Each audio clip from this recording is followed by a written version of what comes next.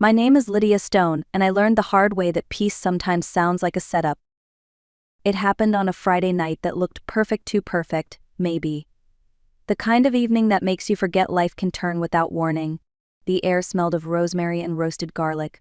Jazz floated through the house, low and velvety, like a secret.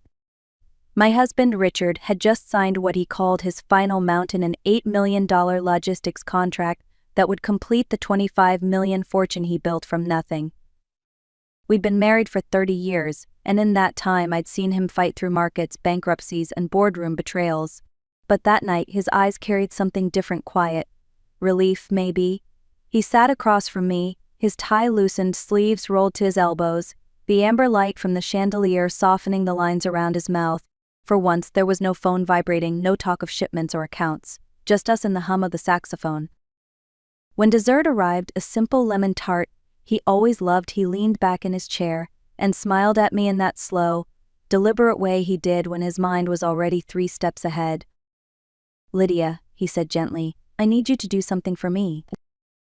I looked up. "Anything? Transfer everything to your account? All of it?" I laughed, thinking he was teasing. "All of it? You mean the joint account?" He shook his head, still smiling, but his tone stayed calm. "No, everything. The houses, the investments, the company's cash reserve. Just to be safe."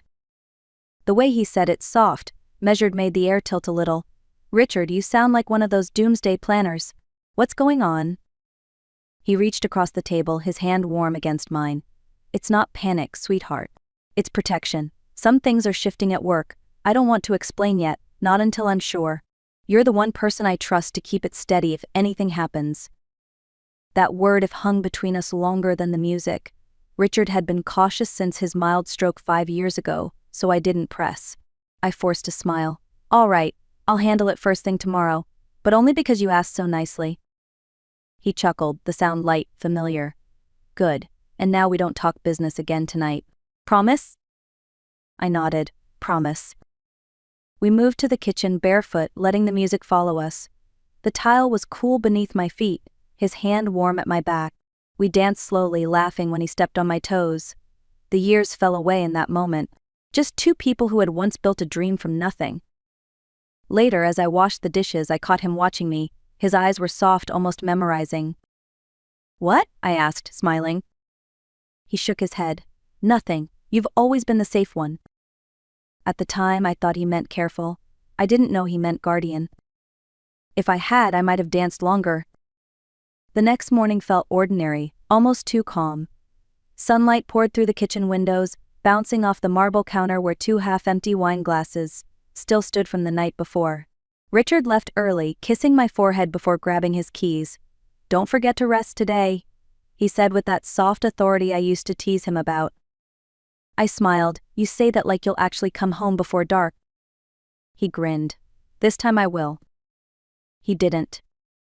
By mid-morning I had finished the transfers, every document, every digital signature, every confirmation sent to the bank. The process felt strangely impersonal, as though I was moving puzzle pieces in a game I didn't fully understand. When it was done, I texted Richard a photo of the completed transfer receipt with a small heart emoji. He replied with a thumbs up and wrote, "Perfect, see you tonight." That message would become the last normal thing he ever said to me. Sunday evening came with an eerie quiet. I set the table for 2 out of habit, lighting the candle he liked, the one that smelled faintly of cedar and tobacco. By 8 o'clock, the food had gone cold. I snapped a picture of his empty plate and texted, "I'm eating your share." He answered minutes later, still at the office, "Save me some pie." I smiled at the screen, not knowing I'd read that line again and again like a prayer. When the phone rang at 9:17 p.m., I expected it to be him. Instead, a calm voice said, "Mrs. Stone, this is County General Hospital. Your husband has been brought in. You should come quickly." The words didn't land at first. The coffee mug slipped from my hand, shattering against the tile. It's strange how peace can vanish in a sentence. The drive blurred into rain, red lights, and half-formed prayers. I don't remember traffic or turns, only the sound of my own breathing, shallow and uneven. Somewhere between my front porch and the hospital entrance, I stopped being a wife waiting for dinner and became a woman waiting for truth. Hospitals have a strange kind of silence, half grief, half routine. When I stepped through the glass doors of County General, everything smelled of antiseptic and rain. A nurse met me at reception. "Mrs. Stone?" she asked softly. I nodded, barely finding my voice. She led me down a long hallway that buzzed faintly under fluorescent lights. My shoes squeaked with every step. When we reached a curtained room, she paused. "The doctor will explain everything." Inside, the world stopped moving. Richard lay motionless on the bed, pale against the sheets. The monitors were silent. No rhythmic beeping, no pulse line, just stillness.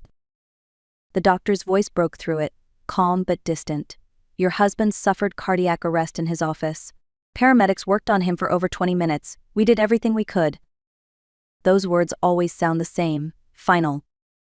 I sat beside him, my hand trembling as I touched his. It was cold, unnaturally cold.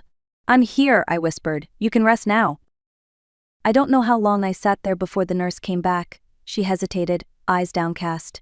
"For what it's worth, Mrs. Stone, your husband wasn't alone when he collapsed. Someone was already there." My heart stumbled. "Who?" She looked uncertain. "I believe it was your son. Brandon, right? Security said he called for help before the paramedics arrived." "Brandon, my son, my only child." I nodded numbly, unsure what to say. The nurse left quietly. A few minutes later, I heard the elevator doors open at the end of the corridor. When I turned, Brandon was there with Sophie beside him. I stood, relieved. "Oh, thank God." But he didn't move toward me. His expression was unreadable, rehearsed. "Mom," he said evenly, "we need to talk about Dad's accounts." For a second, I couldn't process the words. "What?" "Our lawyer's here. We just need to make sure everything's handled correctly." Behind him, a man in a navy suit stepped forward, carrying a briefcase. He nodded politely. The air went still. My husband's body was barely cold, and my son was already talking about money. The funeral came too quickly, wrapped in polished sympathy. The estate grounds were immaculate white lilies, dark suits, polite whispers. People said Brandon was so strong for his mother. They didn't see how he avoided my eyes. He stood beside Sophie, accepting condolences like a man at a corporate event, not a graveside. I didn't cry. My tears had turned into confusion. 2 days earlier, Richard and I had been laughing over dinner. Now he was in a mahogany coffin that matched his old office desk. The wind was sharp, unseasonably cold for spring. I kept thinking he'd hate this weather. After the service, I slipped away to the veranda for air. The sound of the wind through the trees felt more honest than the voices inside. That's when I overheard 2 guests whispering nearby. "They argued again that night," one said. "About ownership. He wanted to take over, but Mr. Stone said no." The words cut through the cold like a blade. They were talking about Brandon. Later that evening, when most guests had gone, I sat near the fireplace, staring into the dying flames. That's when the housekeeper brought a visitor, Mr. Lowell, Richard's personal lawyer. His hat was damp from the rain. "Mrs. Stone," he said quietly, "I'm sorry to intrude. May I have a moment of your time?" I led him into Richard's study. The room still smelled like him, cedar, leather, faint cologne. His reading glasses rested exactly where he'd left them. Mr. Lowell placed a leather folder on the desk. "Your husband trusted me with many things, but he trusted you most. He asked me to deliver this in the event of his passing." He handed me a sealed envelope. Across the front, in Richard's familiar handwriting, it read, "For Lydia. Only if I'm gone." My fingers shook as I opened it. Inside was a single page, written in his steady, deliberate hand. "Lydia, if you're reading this, then the quiet I feared has arrived. I saw too much and said too little. Protect what we built. Don't let them rewrite the books. You were always the safe one." I read the note twice, then again. Every word carried the same weight as his voice that night. Just to be safe. Now I understood. He hadn't been paranoid. He'd been preparing me. The following Monday, I went with Mr. Lowell to the company headquarters. The glass building stood tall against the city skyline, 8 floors of Richard's ambition. The lobby receptionist recognized me immediately but avoided eye contact. Everyone did. Grief makes people polite in strange ways. They speak softly but say nothing of value. Mr. Lowell had arranged access to Richard's office under the pretense of collecting personal belongings. The hallway was quiet, carpets muffling every sound. When we reached the door that still read Richard Stone, founder CEO, I hesitated. My reflection looked like a stranger's tired eyes, pressed lips holding too much silence. Inside, everything was frozen in time. His pen rested beside a half-finished glass of water. A jacket hung neatly on the back of the chair. Even the faint scent of his cologne lingered. But the calm in that room felt wrong, too controlled, too staged. The janitor, a kind older man named Raphael, appeared at the door. He had worked there for over a decade. Richard often called him the heartbeat of the building. "I didn't expect to see you here, Mrs. Stone," he said gently. "I needed to," I replied. "Were you here the night I stopped myself?" He nodded slowly. "Yes, ma'am. I was cleaning near the elevators around 8:30. I heard voices, Mr. Stone and Mr. Brandon. They were arguing." My pulse quickened. "You're sure it was my son?" He nodded again. He said something like, "You still don't trust me." Then there was a crash like glass breaking. A few minutes later, the door opened. Mr. Brandon walked out fast, didn't say a word, just stormed toward the elevators. "And, Richard?" "I thought he just needed space," Raphael said softly. "I never imagined," his voice trailed off. Mr. Lowell stepped closer. "Were there any other visitors that night?" Raphael thought for a moment. "Yes, Mrs. Sophie came earlier, around 7:30. She said she was dropping off dinner for her father-in-law. She didn't stay long." Mr. Lowell exchanged a look with me. "Do you remember the times exactly?" "Yes," Raphael said. "The cameras would show it." Minutes later, he led us to the security office. On the monitor, the digital log confirmed it. Sophie Stone, in, 7:31 p.m. out, 7:42 p.m. Brandon Stone, in, 8:18 p.m. out, 8:33 p.m. in again, 8:47 p.m. No recorded exit. I stared at the screen. Those numbers felt heavier than any words. Richard's final hour had been reduced to timestamps, and neither of them included me. 2 days later, Mr. Lowell and I met at County General to review Richard's medical file. Hospitals keep everything in neat columns: dates, doses, times, as if order can hide guilt. We sat in a small consultation room, waiting for the cardiac nurse assigned to Richard's care.